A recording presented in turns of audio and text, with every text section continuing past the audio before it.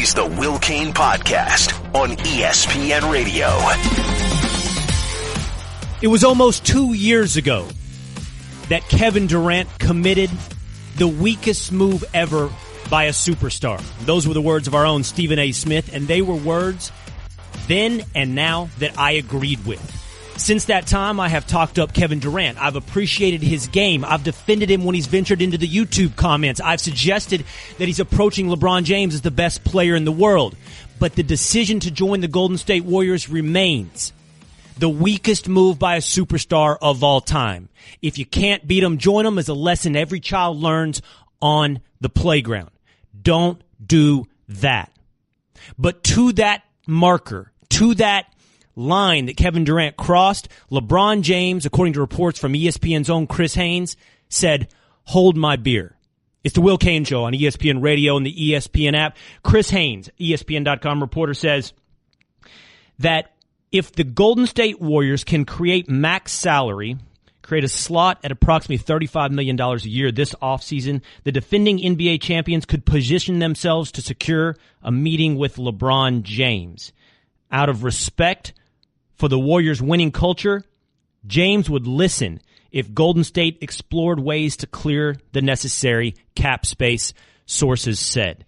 I'm here to tell you, if LeBron James considers, set aside whether or not he would join the Golden State Warriors, if he considered joining them, regardless of what they could pay him, it would surpass Kevin Durant as the weakest move by a superstar ever. This would be the height of weakness. This would undermine not only the sport of professional basketball, but it would undermine the reason we watch sports.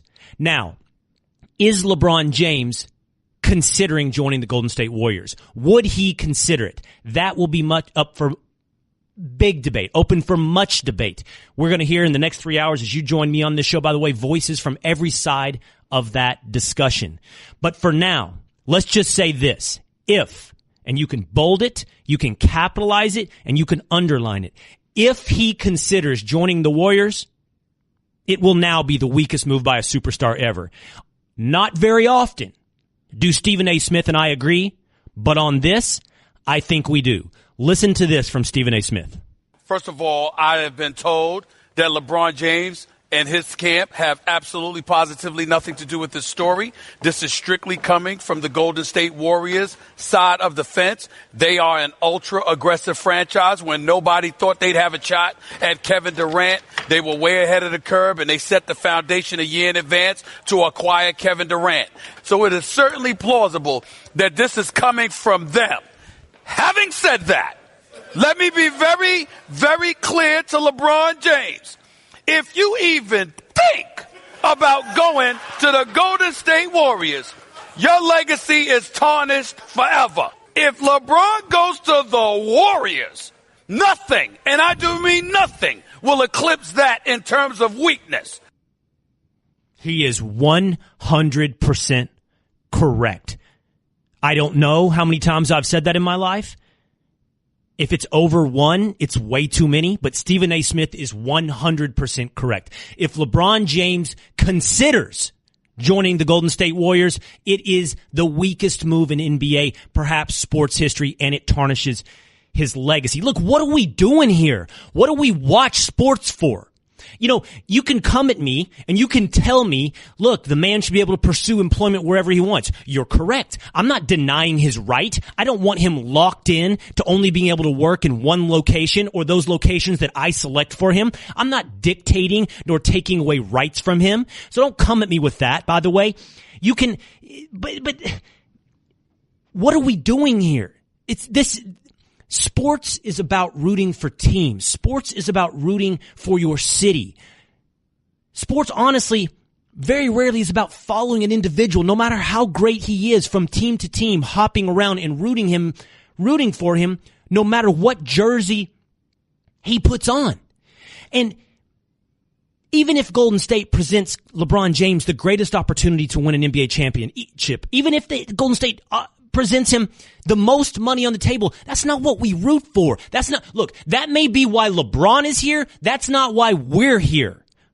We're here We're here to root for cities, for teams that we invest in. If we want to root for opportunity, if we want to root for where you can get the most money, if we want to root for the best situation, we'll sit along on the sidelines and watch CNBC all day and watch Warren Buffett turn billions on Burlington or Berkshire Hathaway or whatever his latest brilliant investment is. But we don't fill up stadiums to watch his brilliant decisions and capitalize on awesome opportunities. We watch to see cities do battle against each other, to watch teams do battle against each other. We don't watch to see everybody gang up to join on one team because, hey, that sounds kind of fun and I can make a bunch of money.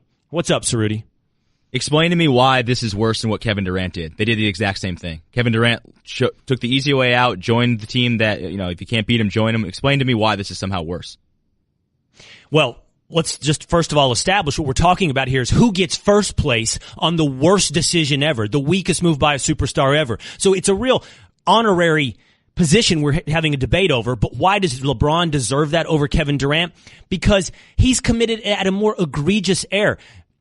Kevin Durant wasn't competing against the Golden State Warriors for 3 years in a row for an NBA title. Kevin Durant, quite honestly, and you have to listen closely here, because I understand I'm the guy that says he is surpassing LeBron James as the greatest player in the NBA right now. Kevin Durant is not the greatest player of his generation. That is LeBron James. So the greatest player of his generation that competes against the best team of our generation for 3 straight years. Does a Benedict Arnold considers doing a Benedict Arnold and switching sides to the one that he now can't beat? Yes, Cerruti, I'm sorry. That surpasses Kevin Durant. In 2016, Durant's Thunder team should have beaten the Warriors in the Western Conference Finals, and then he joined them like a couple months later. How is that any better? And you're giving him credit for being in Golden State, saying that he's this awesome player. Now that he's there, reaping all the rewards from playing with like 3 other All-Stars. So explain to me how that makes any sense. 1 year in the Western Conference Finals from an up-and-coming player who just now is putting himself into the debate of best player in the NBA versus, I'm getting worked up about this. I can feel it. Hear it in my voice all of a sudden. Versus, there's a reason I'm getting worked up about this because it undercuts everything, man. This undercuts why we watch sports. Durant did it in the first place. Hold on. Let me answer your first question. Versus the greatest player of a generation in the NBA Finals for 3 straight years and can't beat them. I mean, you're the guy, Cerruti, who debates me on whether or not Durant is the greatest player on the planet now and where he is in the debate with LeBron. But we both agree that LeBron is the greatest player of the generation. So wouldn't that by logical extension, make it worse than what Durant did? No, because you're giving Kevin Durant credit for being this better player because he's playing with better players around him. If LeBron went and joined the Golden State Warriors, he'd reap all the benefits as well. He'd probably win more titles because people like you sit there and hold like his finals record against him. I've heard this somewhere before. I heard this. Is this your idea? Did you come up with this on your own? No, but Max and I think very much alike. Now, by the way, when we launch the internal ESPN investigation on take stealing, we need to start within my own control room, apparently. You're watching First Take, you're taking Max Kellerman's takes, and you are coming back here to use them against me. You might as well let Max do it in his own words. Should we play it? Do you have it? All right, let's do this. Let's go. This is the life I live. This is super. This is awesome. I live a world where, look, one of two things is true. Either I'm a moron surrounded by geniuses, or I'm a genius surrounded by morons. One or the other, because it's the ratios are always the same. Me versus all of you. So when we come back in just a moment, it'll be you, Steven Cerruti, and Max Kellerman, and 888-729-3776. Everybody else who can tell me why this isn't worse than Kevin Durant, which, yeah, educate me, because I'm totally baffled by that.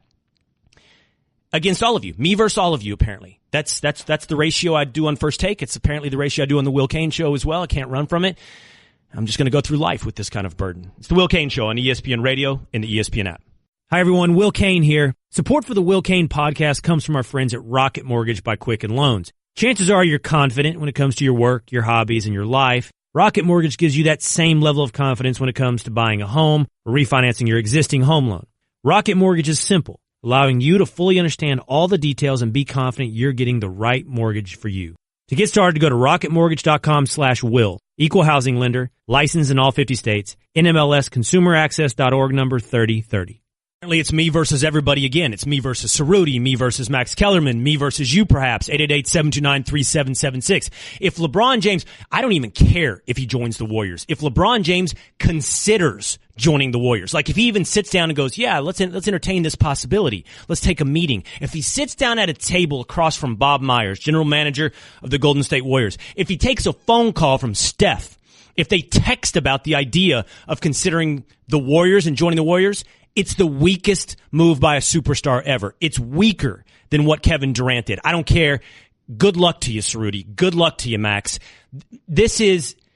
You just can't be the best player of a generation and play, if you can't beat them, join them with the Golden State Warriors. You just can't do that. And by the way, I love the take, and I don't even know if you're going to do this, Cerruti. I don't know. Well, you'd be an idiot to not at least consider it. You got to listen to all proposals. No, you don't. No, you don't. LeBron James is going to get a max deal wherever he goes. He can get all the money he wants wherever he goes. Don't come to me with, well, it only makes sound business advice, and that doesn't make it weak.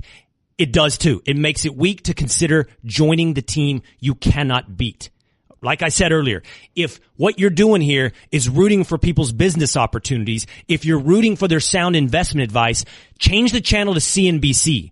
Go see what Jamie Dimon has been doing. Go figure out what Warren Buffett's up to. I heard that Amazon and Berkshire Hathaway are creating a new healthcare exchange. Maybe that's going to get you real fired up and you can buy tickets for the arena that fills up. Get them because they're going fast.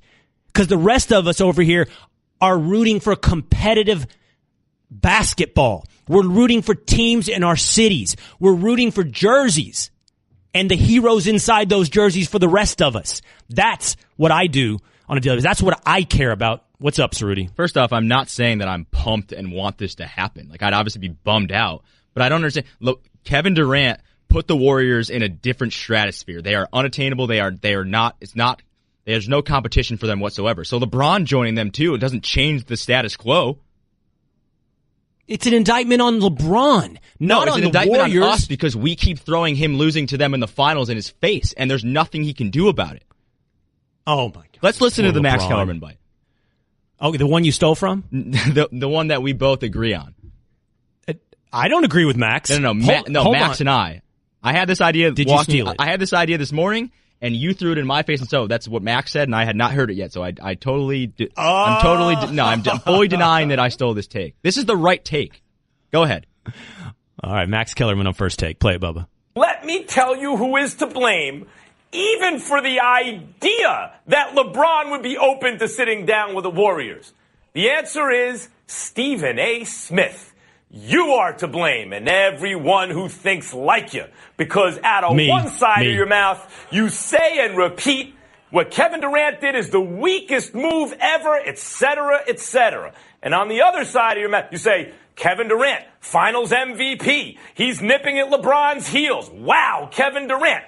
On the other side of your mouth, you say, LeBron James, look at his record in the finals. So if you're going to ultimately say whatever you're going to say, yeah, it's a weak move, but then give credit to the guy for his performance on a team where because of all the other star players, he simply has to do less, where he can shine differently because he's winning championships, where his record in the championship is going to be different, then how can you criticize him now for being open to the idea?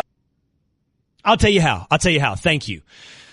I appreciate the floor, Max, Cerruti. Here's how you can hold that opinion and it's not contradictory, how it's not hypocritical. Because I'm not counting Kevin Durant's rings when I talk about him surpassing LeBron James as the best player on the planet, that he has made it a debate. He hasn't made it a debate because he now has a ring. You got this, Cerruti? He's made it a debate because of the way he's performed directly against LeBron James in those NBA finals, head to head. It's simply not true. And I've heard you talk about this as well. It's simply not true that he doesn't do as much, that he has less responsibility. I understand that is not true. There are players on the floor who help him more than LeBron's teammates. That's undoubtedly true. But the argument for Kevin Durant is not, hey man, he's got a higher points per game average than LeBron. Because he's not carrying the team. LeBron is carrying the Cavs.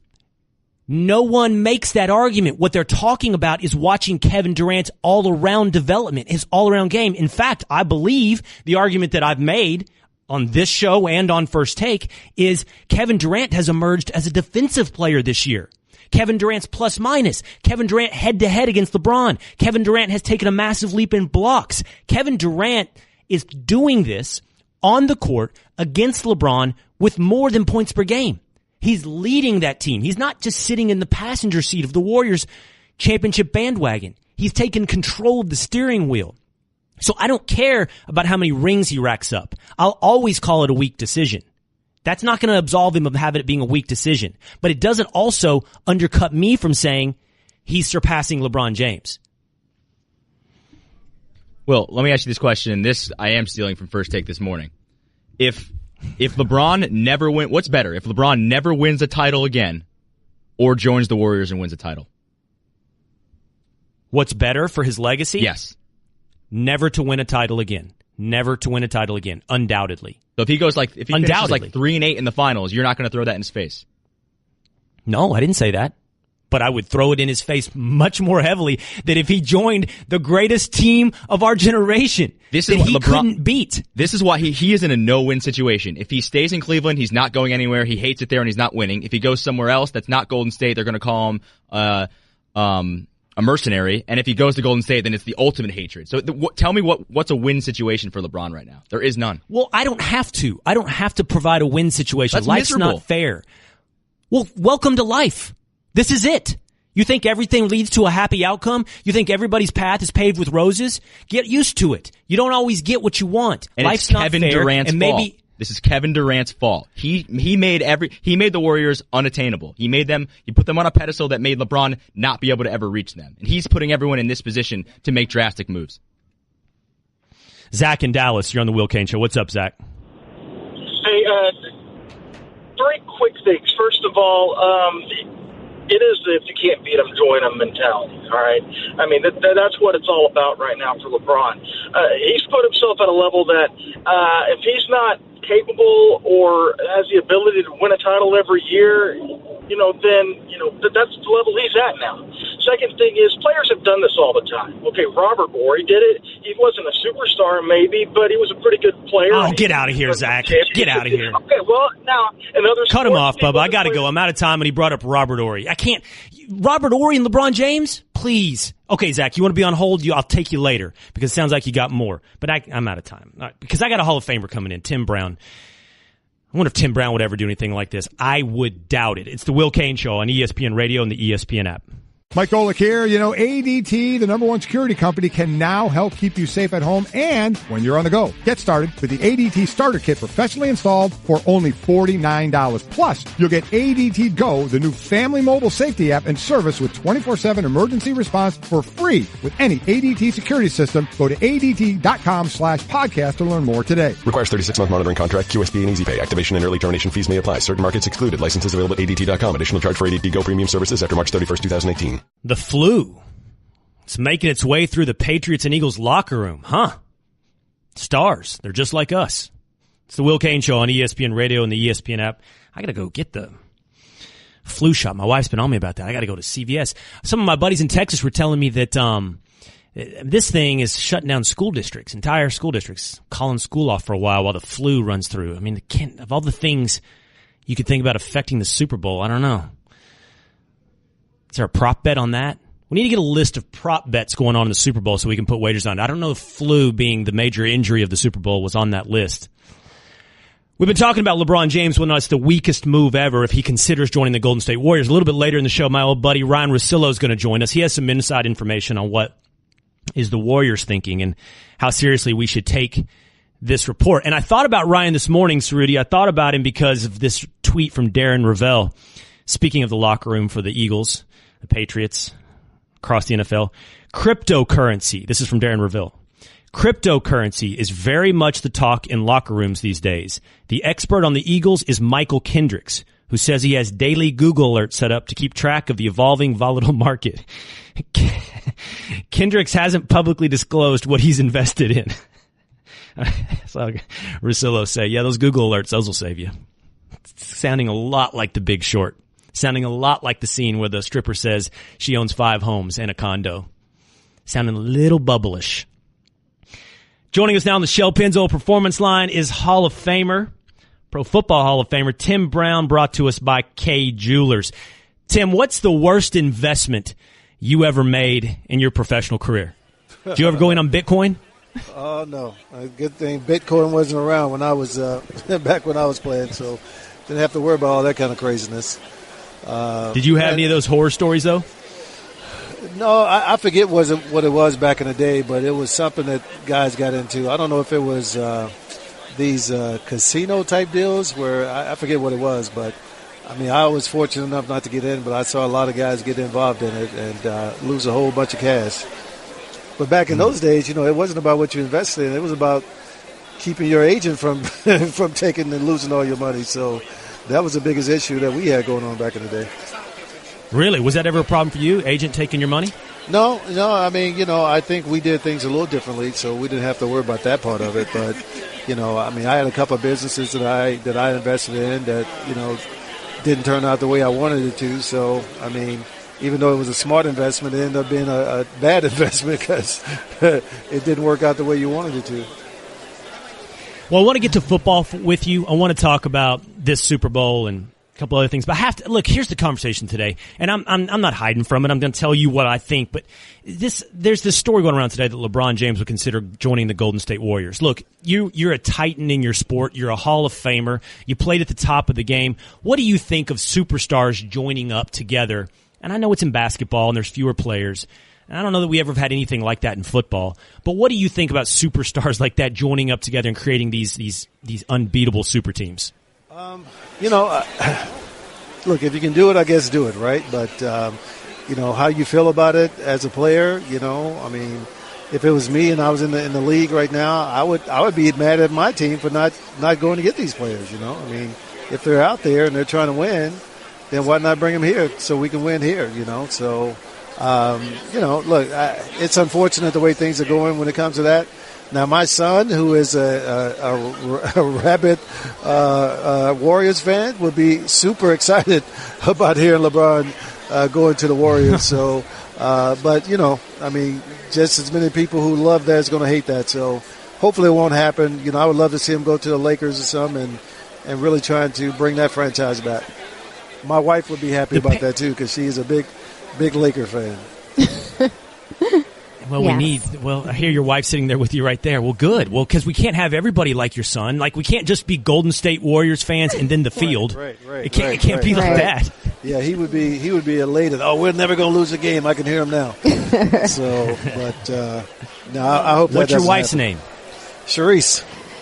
Hi, Charisse. Hi, how are you? Nice to meet you. You I too. can hear you there on the mic, so we might as well say hi to each other. Yeah, they must not have let you know I was going to be on here. They did. Okay. Tim, let me ask you this. We've had this conversation on my show. I think the New England Patriots forced this conversation. They seem to be dominant without ever having really a dominant wide receiver. I'm not saying they haven't had guys who can play the position, Danny Amendola, Wes Welker. These guys can play the position, but they've done it without that, well, Tim Brown type figure, that Julio Jones, that Antonio Brown type figure. Does their success without a guy like you suggest you don't need to have a dominant wide receiver to win?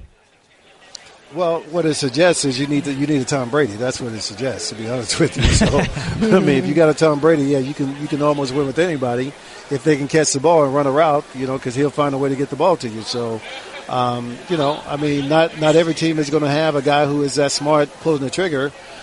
So, consequently, you're gonna be in situations where you're going to need that receiver to make a great play for you. And you know, I mean, when I watch them play, man, I'm just looking, going, this can't be happening. How is this team with these guys winning, beating everybody that they play? So it's amazing, but I don't think it really has much to do with the receivers as much as it does with the guy who's throwing the ball to the receivers.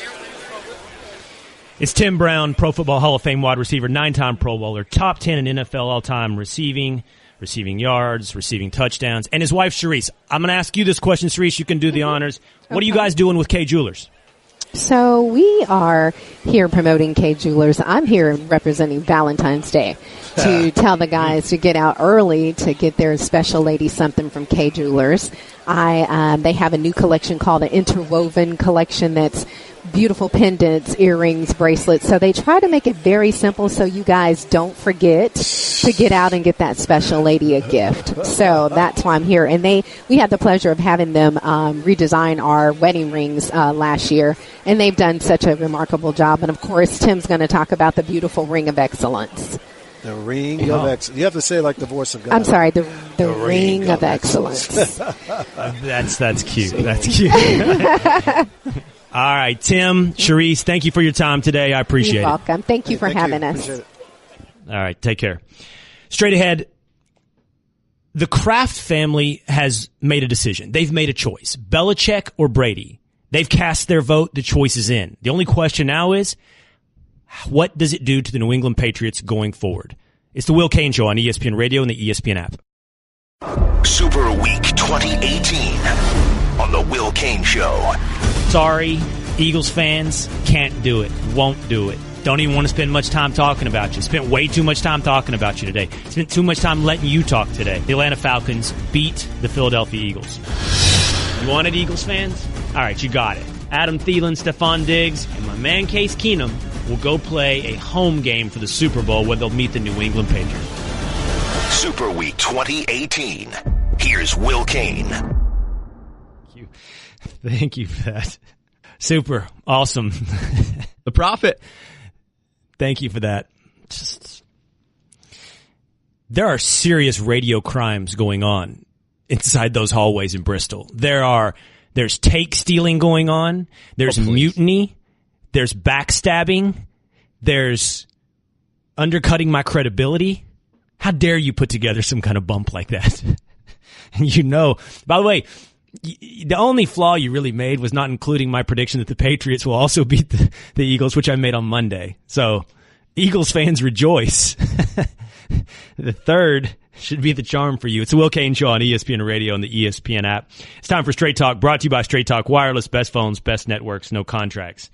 I don't know when the end of the New England Patriots will come. It could be 5 years from now.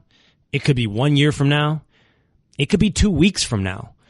But I have an idea of what the sound of the New England Patriots falling apart would sound like. I know if we heard it. I think it would sound something like this. This is Jonathan Kraft on Good Morning Football with Andrea Kramer. Listen.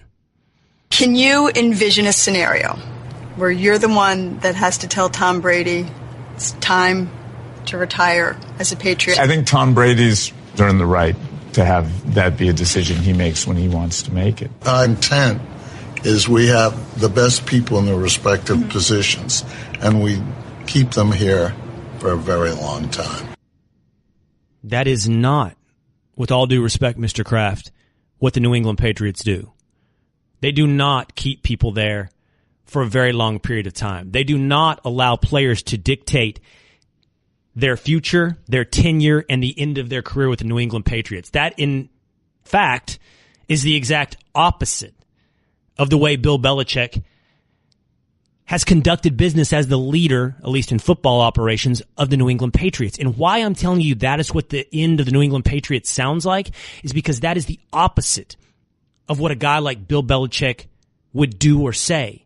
And we know, based upon Seth Wickersham's investigative report on ESPN, the magazine, ESPN.com, it's the opposite of how Bill Belichick felt about Tom Brady. Now, anyone who's listened to this show in its very, very, very, very fantastically successful first 4 weeks would know I'm a massive Tom Brady fan. I think he's going to play till 45 at a high level. I don't doubt him in any way. I think he's got TB12 mastered to re-engineer the end of careers. But that's what I think. I know what Bill Belichick thinks, and I know how Bill Belichick does business. And what you hear there from Jonathan Kraft is undercutting Bill Belichick's authority, undercutting his control of his football roster. Now, tonight at 9 o'clock on ESPN, you can watch The Two Bills. It's a documentary about Bill Parcells and Bill Belichick and their relationship. I've already seen it. And I don't want to ruin it for you. And I don't want to tell you things I'm not supposed to before it airs. But I will tell you this. When you watch it, I think you'll come away with two big feelings. Number one, Bill Belichick, by his very nature, is a chain of command guy. He believes orders roll downhill. Orders are not questioned. You are told from above what to do. You execute that order. You can see it in his countenance, in the way he acts around Bill Parcells and how he sees himself, even though he is a better coach than Bill Parcells ever was. And his resume is more sterling than Bill Parcells ever could be. You can see it in how he acts around him. And you can see it in old footage as those orders literally ran downhill to Bill Belichick. So what I'm telling you is he's a chain of command guy. And the Krafts represent a higher place on the totem pole than Bill Belichick. So you'd think, well, this is the order from the chain of the command. He'll take it. But on the other hand, there's also a moment in this documentary, and again, you can watch it tonight at 9 p.m. on ESPN, where that chain of command burns Bill Belichick. Specifically, Bill Parcells burns Bill Belichick. Ownership burns Bill Belichick. And you can see in that moment that he is less dedicated to that nature of his going forward. He's less dedicated to ownership. He's less dedicated to just accepting an order and seeing that it's going to work out for the best, because that's how you operate. And when I hear Jonathan Kraft do this, say this, I hear the end of the New England Patriots. I'm not telling you they're going to fall apart. I'm not telling you that in the next week Bill Belichick's going to resign. But when they do, this will be why. This will be the thing that undoes it. That he no longer gets to do the thing that got him to this place, that made him successful. We got this other piece of sound, Cerruti. What is this? This is Jonathan Kraft talking about, in fact, Brady, right? How Brady is viewed by his father, Robert. Yeah, I think this is kind of weird. Take a listen. Oh. Okay. The fifth son. How do you feel about having another brother? You know, the worst part about having Tommy as a brother is he's taller, he's more handsome, he's smarter, he's much more talented, he's got a big full head of hair. But I love him like a brother, so when my father calls him a fifth son, I'm fully supportive of that. No, nonsense. No, you're not, John. No, can't believe it. Again, that's Jonathan Kraft on Good Morning Football with Andrea Kramer. There is no way that he sits there with this guy who's not his brother, who's better looking, smarter, taller, and lets his dad call him the fifth son and just loves that. There's no way, Cerruti, right? This is not. That'd bum me out. He's not telling but I'm yours, Dad. Come on. What are we doing? I know Tom has everything else in the world. Why does he get to be your new adopted fifth son? Exactly. This is like in The Big Lebowski when Gwyneth Paltrow's character is constantly referred to as my adopted daughter. These are my children and this is my adopted daughter. It's the opposite of that. You've elevated Tom Brady too far. There's no way John cannot resent that. All those Kraft brothers resent Tom Brady. They go home and they talk about him behind his back and plot with Bill Belichick for him to be out there. That's Straight Talk, brought to you by Straight Talk Wireless. Best phones, best networks, no contract. Straight ahead, Tom keeps asking, why does everybody want me to retire? I'll tell you, Tom. Straight ahead on The Will Cain Show on ESPN Radio and the ESPN app. Thank you for listening to The Will Cain Podcast. You can listen to The Will Cain Show live weekdays at 3 Eastern on ESPN Radio and on the ESPN app. The Will Cain Podcast.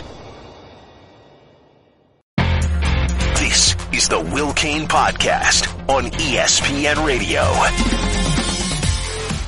I think we now know the name of the man who will be the last one standing in New England. It will not be Bill Belichick. And it's a safe bet that the last name of the man who will be the last one standing in New England will not be Kraft. No, instead, it will be Tom Brady. Tom Brady will be the last man standing in New England. It's the Will Cain Show on ESPN Radio and the ESPN app. Just before the break, I mentioned Jonathan Kraft, son of Robert Kraft, is apparently okay with the relationship that his dad, Robert, and Tom Brady have developed, describing him as the fifth son in the family. If we still have that bubble, let's hear that one more time. Jonathan Kraft saying, it's cool. It's all cool. Listen.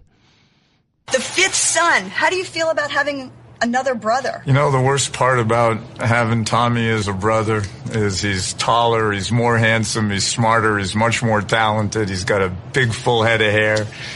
But I love him like a brother, so when my father calls him a fifth son, I'm fully supportive of that. Yeah, we'll see, Jonathan. We'll see. We'll see when that will comes out, right? When Robert Kraft's all said and done, we'll see if that's divided up between 4 sons or 5.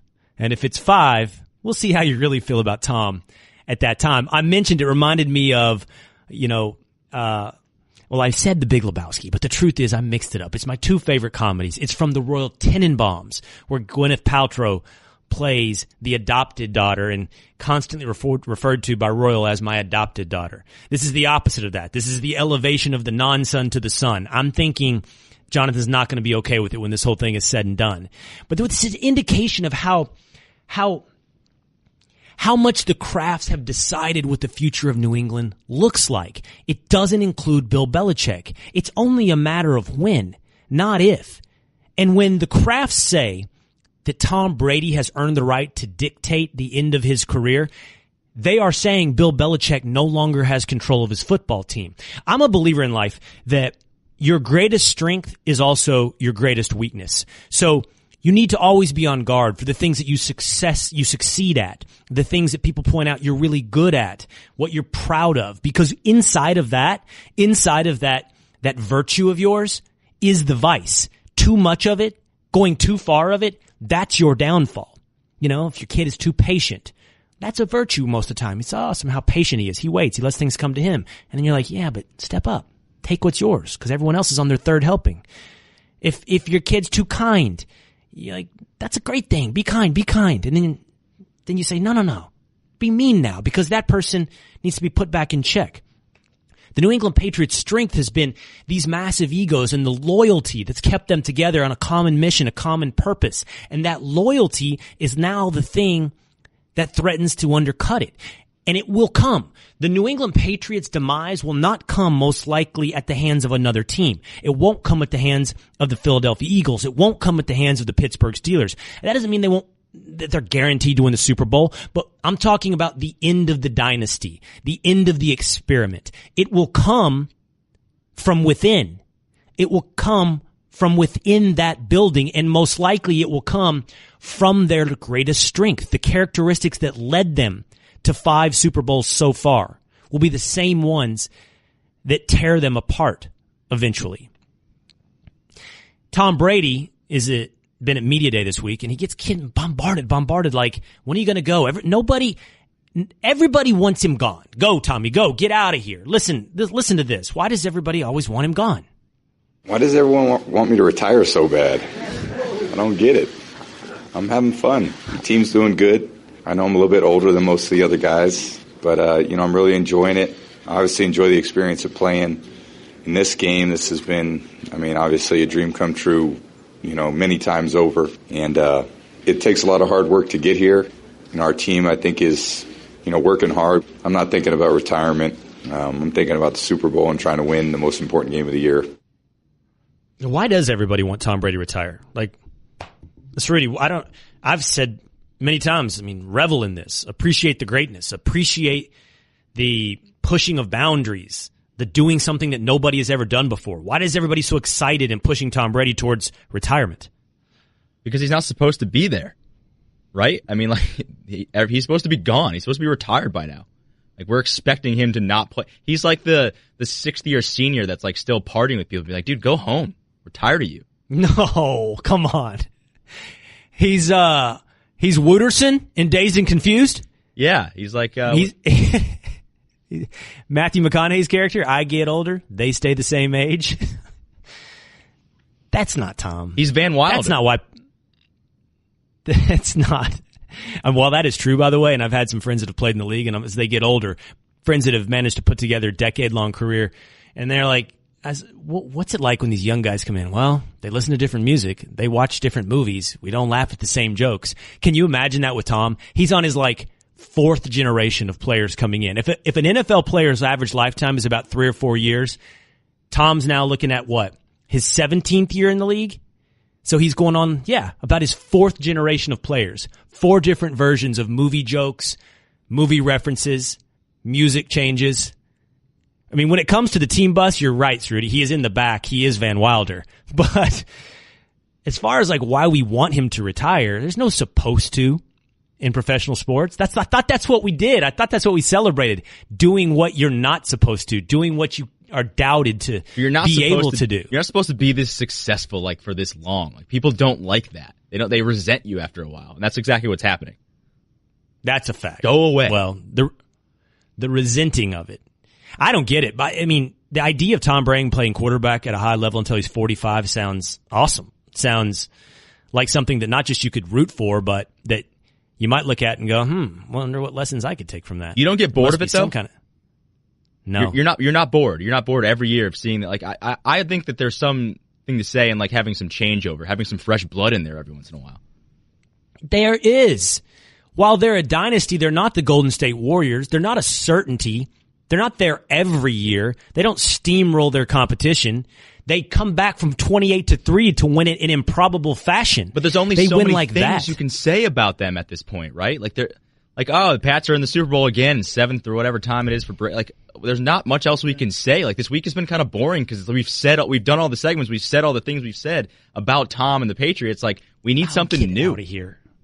I'll tell you what you should say. You should get on your knees and thank the Lord above that you have the Patriots to talk about, because your alternative was to be talking about Blake Bortles. Fair. You think this week would have been better if you were talking, maybe Jalen Ramsey would have given you something this week, a little bit of fodder one day, but you think the Jaguars would have been a better conversation piece this week? No, that's a good point. It's a good point. The Will Cain Show on ESPN Radio is presented by Progressive's Home Insurance. Get your quote at progressive.com today. Let me tell you this. Okay, that whole thing I just said about, your greatest strength is your greatest weakness. Like, the failure comes from, well, maybe this will help you, Rudy, when you talk about and you think about, disliking the Patriots' long and continued greatness. I think success and dominance and greatness goes like this. It swings like a pendulum, and it goes so far, and then when you least expect it, right there when you're going, that pendulum, it's got too much momentum. It's too strong. All the characteristics you look at, that's when it swings the other way. And let me tell you something. If LeBron James joined the Golden State Warriors, the only savior for the NBA, the only savior at all from the entire league being crushed, turned off, would be my pendulum theory. I'll explain that straight ahead. It's the Will Cain Show on ESPN Radio and ESPN app. Hi, everyone. Will Cain here. Support for the Will Cain podcast comes from our friends at Rocket Mortgage by Quicken Loans. Chances are you're confident when it comes to your work, your hobbies, and your life. Rocket Mortgage gives you that same level of confidence when it comes to buying a home or refinancing your existing home loan. Rocket Mortgage is simple, allowing you to fully understand all the details and be confident you're getting the right mortgage for you. To get started, go to rocketmortgage.com/will. Equal housing lender, licensed in all 50 states, NMLS consumeraccess.org number 3030. If this report is true, if LeBron James considered joining the Golden State Warriors, and we're going to talk to various people throughout the day. We're going to have our old friend Ryan Russillo hop on, but Chris Haynes from ESPN.com is reporting that LeBron James would consider sitting down and listening to a proposal from the Golden State Warriors if they could carve out max cap space for him this summer. By the way, in order to do that, it would virtually require a opt-in scenario. The most likely scenario would be something like what Chris Paul just did with the Los Angeles Clippers and Houston Rockets, where he opted into his contract and then he was opted into the last year of his contract, and he was traded from the Clippers to the Rockets, and the Clippers got some assets in exchange. What those assets would look like, because the Warriors are so jam-packed up against the cap, would be guys like Klay Thompson, Andre Iguodala, and then you'd have LeBron and Durant and Curry and the death of the NBA. I'm serious. Like, we watch this. Okay, I'll stop speaking for you. You can speak for yourself. 888-729-3776. I watch this because I want competitive balance. I want some sense of unpredictability, and I will grant you that we're already pushing the limits of any type of unpredictability in the NBA right now. I need some drama in the outcome, some idea that it's not a written fate. I watch it all sports because I like the idea of cities doing battle against each other, teams representing cities, colors, jerseys, things we affiliate ourselves with for arbitrary and illogical reasons. And it doesn't matter. And you stick with them. Good, bad, failure, success. I love the Dallas Mavericks. They stink. They stink. I'm not changing over to some other team because they don't have a hope of winning the title right now. And when they do again, when Mark Cuban is capable of putting a team together that can compete for a title again, my joy in that will be that much sweeter because I went through the hardship. I went through the success, the failure to reach the success. And LeBron joining the Warriors, and if I understand, but I even think considering it just undercuts everything we sign up for. I'm sorry, I've spoken for you once again. 888-729-3776. It undercuts everything that I watch sports for. It would be the death of professional basketball with one caveat, one asterisk. This is the thing. Well, this is the part of it that could save basketball, honestly. If LeBron joined the Warriors, the only hope for us would be, would that kill the Warriors? I just told you about when it comes to the Patriots and what the end of the Patriots will look like, is I believe your greatest strength becomes your greatest weakness. It happens in life all the time. Pendulum swing. You can see it in politics. You can see it in the economy. You can see it in sports. Just when you think something will go on forever, that somebody is unbeatable, that something is permanent, the same things that led that situation to exist are the thing that forced the pendulum back the other way. Now, I'm not taking any political sides in this. I'm just using it as an analogy. So listen. When it's said there'll be 50 years of democratic rule, that's when you set the stage for the pendulum to swing back the other way politically. And now when it's said there'll be 50 years or 20 years of Republican dominance in Washington, D.C., be prepared because the pendulum swings back the other way. The economy. Just when animal spirits and exuberance running out of control and become irrational, it looks like we're all getting rich at the same time, 2000, 2009. That's when the pendulum begins to swing back the other way. LeBron James joining the Golden State Warriors is the pendulum swinging too far. It's the $1,000 bet that only returns $1,005. You don't risk the $1,000 to win $5. The Warriors already dominate. They don't need LeBron.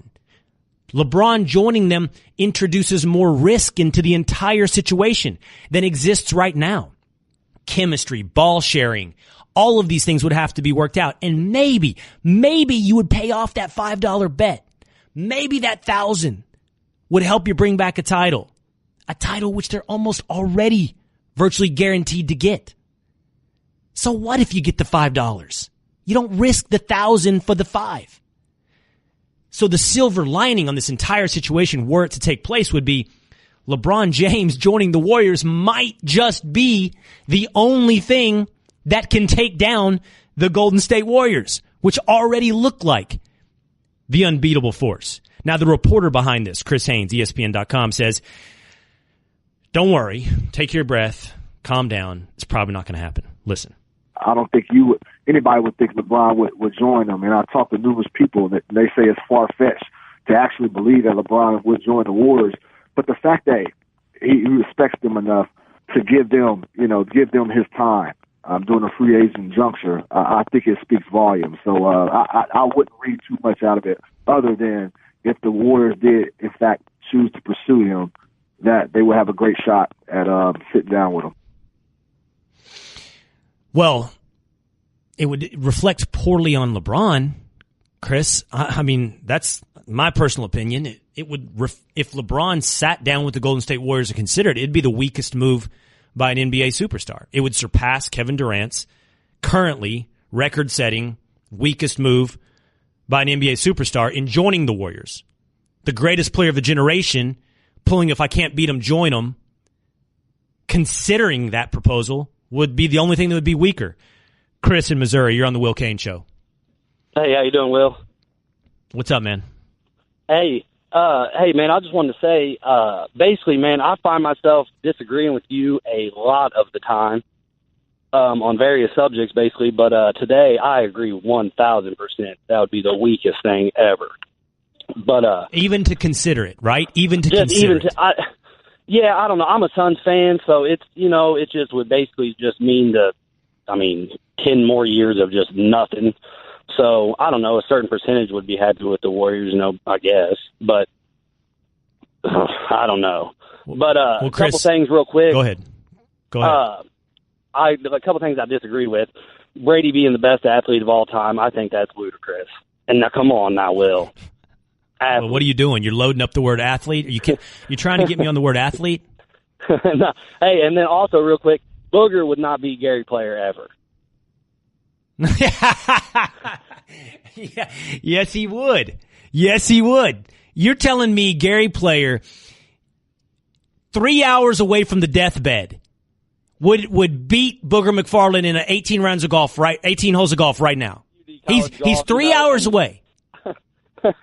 I played small community college golf, and I'm okay, but I just put myself in that position. No way I'd beat Gary Player. He'd have to play from the men's seasons or the old men's. Hold on, just grant me this, Chris. Okay, I'm going to be extreme. Right. It's going to be ridiculous, and everybody's going to go, "That's ridiculous." All right. In 3 hours, Gary Player's going to flatline. Okay, he's sick. He's going to flatline in 3 hours. We wheel him out there in a wheelchair. Maybe it's even on a hospital bed, and we say, "All right, Gary, tee off. Booger's waiting right here." You're telling me Gary beats Booger right then? He's got to be helped up. The one situation where Booger beats him. Okay, if you grant me that, Chris, you've granted me the idea that there is a scenario, and now we can start backing it up. How about a year? Yeah. How about if he's really riddled and old and can barely move? So I don't know. I just looked it up. Gary Player is 82, and he is still balling. Okay. All right. Thanks for hey, Chris, this is what I'd suggest. Now that we've found some source of agreement, you should consider that, and let's build upon it. Maybe I was right on all those other things, too. Might be worth sitting down and think about. Thanks for the call, Chris. All right, so straight ahead, this will be interesting. T.O. Terrell Owens joins me on the Will Cain Show on ESPN Radio and the ESPN app. Can't wait for this. Mike Golick here. ADT, the #1 security company, can now help keep you safe at home and when you're on the go. Get started with the ADT Starter Kit professionally installed for only $49. Plus, you'll get ADT Go, the new family mobile safety app and service with 24/7 emergency response for free with any ADT security system. Go to ADT.com/podcast to learn more today. Requires 36-month monitoring contract, QSP and EasyPay. Activation and early termination fees may apply. Certain markets excluded. Licenses available at ADT.com. Additional charge for ADT Go premium services after March 31st, 2018. Floyd Mayweather would never, ever come to the UFC and try to fight Conor McGregor. Have you asked him to? Would never happen. Have you asked him to, Dan? Come on. You're that guy, huh? Which guy? Which guy? Yeah, that guy. No, You're which guy? You had a conclusion. You had a conclusion where you said he would never. I wonder if you asked. Is going to come fight in the UFC? That's not the question. I think he would. Yeah. The question isn't whether I think he would. That was tense. That was almost 1 year ago, where Dana White said I was that guy for asking, have you ever asked Floyd if he'd fight in the UFC? As Dana promised us, Floyd would never fight in the UFC. Was that right, Dana? Was I that guy, or were you that guy, Dana? We should try to get Dana on the phone, Cerruti. In fact, I want you to do that. Let's try to get Dana White on the phone. Because right now, over the last 3 days, Floyd Mayweather has been posting videos of himself entering an octagon, training in MMA, certainly suggesting he's ready to take on Conor McGregor in the UFC. And I believe that Dana White is suggesting that's a real possibility. What do we have, Cerruti? Do you have that other piece of Dana White audio? Yeah, after hearing him say this about you, I'm not sure we're going to get him on, but here, play this first. Those two dopes that I was talking to on the radio yesterday from ESPN were driving me nuts. I shouldn't say two dopes. I apologize. It was one. One dope. Me. It wasn't Russillo. It was me. But that dope was right, Dana. The dope. See, I'll take my L's. I'll take my L's on things when I'm wrong, okay? I said Jim Harbaugh might have a good chance to be the next coach of the New York Giants. I was wrong. I'm a moron. But you gotta hang with me because like Antoine Walker, I'm a volume shooter on some of this stuff. I'm gonna hit my shots. And clearly, I was right on Floyd Mayweather, Conor McGregor. I was right face to face with Dana White as he's telling me that I'm that guy and I'm a dope. You know, I talk up Warren Buffett in value investing and, you know, making sure you're right all the time and not taking too many losses, finding good, you know, hard to find angles in stocks. I actually, when it comes to this, behave a little bit more like a .com stock, like, you know, big successes and big failures as well. But I'm going to take a big W on this one, Cerruti. I think I get it when it comes to Mayweather-McGregor. Yeah, it's amazing that he was so dismissive, and it's, listen, this is just probably a big publicity stunt, right? He just isn't relevant now, and it's like, hey, let me take a picture of me or a video of me in the octagon just messing around, and then I get people all excited. There's probably some money to be made out of this. There's no way he would fight. You think we're just getting played? Mayweather's just playing We us? got played the first time. No, we had a fight. Oh, was that a real fight? Oh, you're that guy, huh? You're that guy? What do you mean that guy? You thought that was a good fight? And this You're one, that guy? And this one would... What guy? I loved Mayweather-McGregor. I loved the boxing match, and I'm in on this. I don't want to be being played about whether or not this is just all hype and he has no interest in. And by the way, Terrell Owens is going to join us in just a little bit. I think they're walking around trying to find him, right? T.O. somewhere in Radio Row in Minneapolis, Mall of America, and I heard they're running to grab him. So when T.O. gets there, he'll jump on with us. But I'm in on this. The only question is, okay, let's just play this for 1 second. If it happened, right? If it happened, how long would this last? The over-under on Mayweather-McGregor in the octagon, 30 seconds? You take the under on that? 30 seconds? It goes for however long Conor wants that fight to go. It could be 10 seconds. It can be 2 rounds. Who knows? That's why it's a joke. You're saying that he could take him down in 10 seconds if you want 10 seconds. Take him out. Get him to the ground. 10 seconds. Yep. Done. You don't think McGregor could run? He could run for 30 seconds. He could just turn his back and see if he can run in circles. Well, that would be embarrassing, and then that proves my point. So I'm going to pay $100 to watch him run around in circles for 30 seconds before Conor McGregor catches him.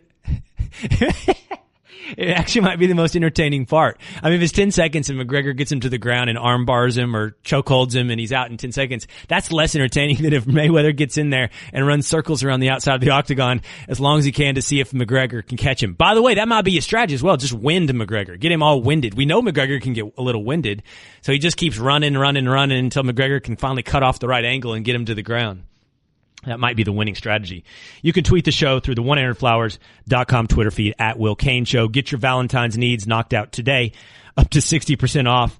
Best-selling bouquets, arrangements, and gifts from 1-800-Flowers.com. Today, you can score up to 60% off. Go to 1-800-Flowers.com/ESPN. I'm going to do it. I swear. Today, I'm going to put in my Valentine's order. It's time to get ahead of the game. I am giggling to myself at picturing McGregor chasing Mayweather around the ring. I think it's the best scenario. All right, let's take a quick break because we got T.O. coming up next, right? We got him? Should be. T.O. He's walking over right now. Hall of Fame candidate, Terrell Owens on The Will Cain Show on ESPN Radio and the ESPN app. Next. In a time when the NFL seeks parity on Dynasty Rules. It's probably the best dynasty that you've seen. The list of postseason records that can be found in New England is long. Brady has, to quote the hit musical Hamilton, rewrote the game. But the biggest of them isn't theirs. But it's within reach. They're one Super Bowl title shy of tying for the most all time. The Patriots and Eagles. The story continues. The future of John Elway running the Denver Broncos rides on this decision, rides on this choice. Sign Kirk Cousins to $100 million plus guaranteed, or use the 6th pick in the draft on your future franchise quarterback. That decision, which way John Elway goes, will dictate his future. It's the Will Cain Show on ESPN Radio and the ESPN app. I told you just before the break that Terrell Owens was coming up. I think the story is he heard the Dana White audio, that I can be a tough interview, and he took off. Is that what happened, Cerruti? He was scared. T.O. has backed out. He heard you were that guy, and he was like, I don't want to mess with that guy. Apparently what really happened is we just got big leagued by NFL Live or something like that. Like somebody came over and said, no, don't do that, do this, and took Terrell away. T.O., it's not his fault, and we may have T.O. a little bit later in the show. So that'll be fun. But in the meantime, when Alex Smith was traded to the Washington Redskins yesterday, it obviously opened up the question, what would happen with Kirk Cousins? What teams will be in on Kirk Cousins? And most eyeballs, most voices pointed towards the Denver Broncos. There's a very simple question for yourself that you ask and answer, and that will tell you whether or not you think Kirk Cousins should end up in Denver. Is Denver a championship caliber team? Do the Denver Broncos, is their window still open? Now, I think at first blush, when we all think about it, we're like, yeah, this is the team that was competing for a Super Bowl just a few years ago with Peyton Manning as their quarterback. This is the team that has one of the best defenses in the NFL. This is a team that, were it not for Trevor Siemian or Paxton Lynch's failure, would be competing for Super Bowls. So you tend to think, give me an above-average quarterback. Give me a competent quarterback. Give me Kirk Cousins, and the Denver Broncos step back into the role. The problem is, I don't believe any of those things about the Denver Broncos anymore. I don't know that window is open, or at least at this point, not wide open anymore. It looks more like a window that slid off its hinges and is slowly grinding down towards a closed, shut, let no breeze in window.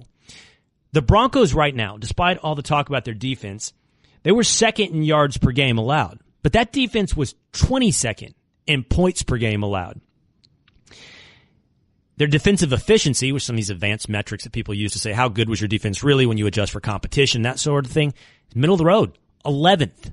Their rushing attack, also sort of middling. They're talking about trading Aqib Talib, their star cornerback. They still have Von Miller, their all-world defensive end linebacker, playing. And Von Miller was on the Dan Patrick Show earlier this week saying he thinks they are simply a Kirk Cousins away. Listen. He knows exactly how I feel about Kirk Cousins and what he would mean to our team and what he would mean to a lot of teams. So, he's the hot quarterback on the market. So you've had a conversation? Yeah, I've had a conversation with Kirk. So you said, hey, Yeah, we need Kirk. Yeah, you can't be goofing around now. Yeah, we need Kirk. I would like to have Kirk. We have great quarterbacks now. Kirk could take us over the edge. I don't think he could, Vaughn. I don't think you're close enough to the edge for Kirk to take the Broncos over the edge. I think they're too far away. And if you're too far away, you're now looking at having to expand your window, not take advantage of what is a tight window, but you need to do things to open it up over the long term. You have the 6th pick in the draft. You don't often end up in these scenarios. There are numerous quarterbacks, by the way, that might be able to get you that franchise-type caliber player for the next 6, 7, possibly 10 years. Do we have the Bruce Arians audio as well? Bruce Arians was talking, the former coach of the Arizona Cardinals was talking about this draft and the prospects and how excited he would be if he was still a coach in the NFL about all the quarterbacks that are coming out. Listen. Oh, it's outstanding. Maybe the best in 15, 20 years. The number of quality guys with height, stature, arms, statistics. I really wish I had a chance to go in and meet each and every one and do the ultimate evaluation. But I think right now you could be sitting at 14 and get a quarterback. I mean, people are going to start trading up and everything, but there's enough quality guys to go around for them. He's talking, it's kind of hard to hear Bruce Arians there, but he's talking beyond Sam Darnold, Josh Rosen, Josh Allen from Wyoming, and beyond Baker Mayfield. Bruce Arians talked about Mason Rudolph from Oklahoma State. He talked about Lamar Jackson from Louisville, who he said he was also excited about. So maybe one of these guys could drop down to the Broncos in the second round, the top of the second round, but I don't think you can risk that. When you're this high up in the draft, you got to take a guy that you can build your franchise around in the future, and I just don't think that you're weighing that. You're weighing the risk of another Paxton Lynch. You're weighing the risk of a bust in the draft, which, by the way, you're weighing the risk of John Elway not being able to identify a quarterback talent against the ceiling and the $100 million ceiling of Kirk Cousins. If you are a team that is closer, and honestly, I think the Arizona Cardinals are closer to the edge than the Denver Broncos are. And Kirk Cousins could be the type of player that pushes them over the edge. I honestly think the Buffalo Bills are closer to the edge than the Denver Broncos are. And a guy like Kirk Cousins would make sense for the Buffalo Bills. Both of those teams also have picks down in the draft, lower, in the 20s.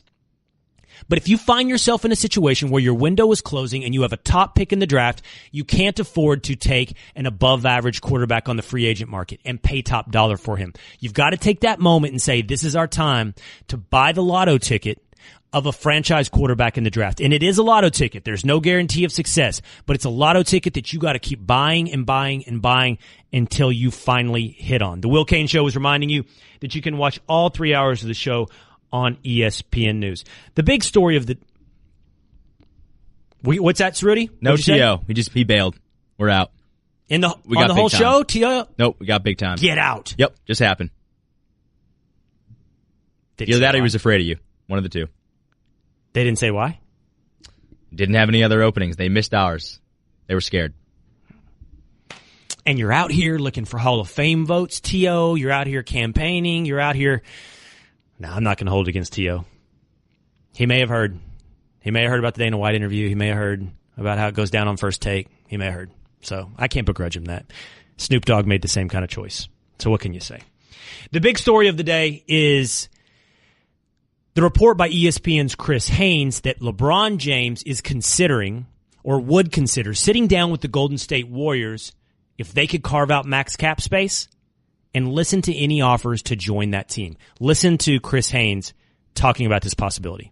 I don't think anybody would think LeBron would join them. And I talked to numerous people that they say it's far-fetched to actually believe that LeBron would join the Warriors. But the fact that he respects them enough to give them his time during a free agent juncture, I think it speaks volumes. So I wouldn't read too much out of it other than if the Warriors did, in fact, choose to pursue him, that they will have a great shot at sitting down with him. Here's the thing.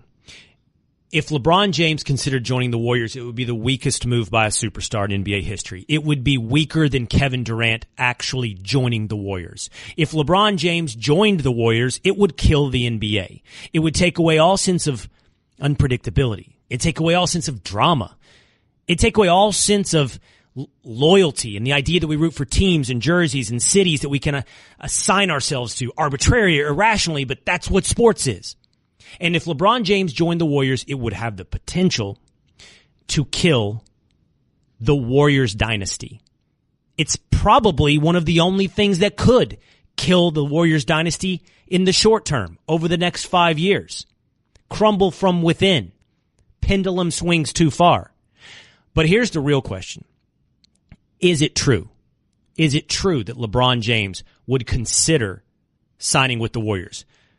We're going to have our old buddy Ryan Russillo join us straight ahead. He has people he's talking to. I have some people that I have talked to who have texted me during the course of this show.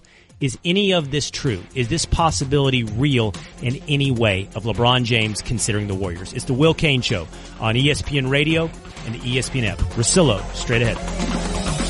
Thank you for listening to the Will Cain Podcast. You can listen to the Will Cain Show live weekdays at 3 Eastern on ESPN Radio and on the ESPN app. The Will Cain Podcast.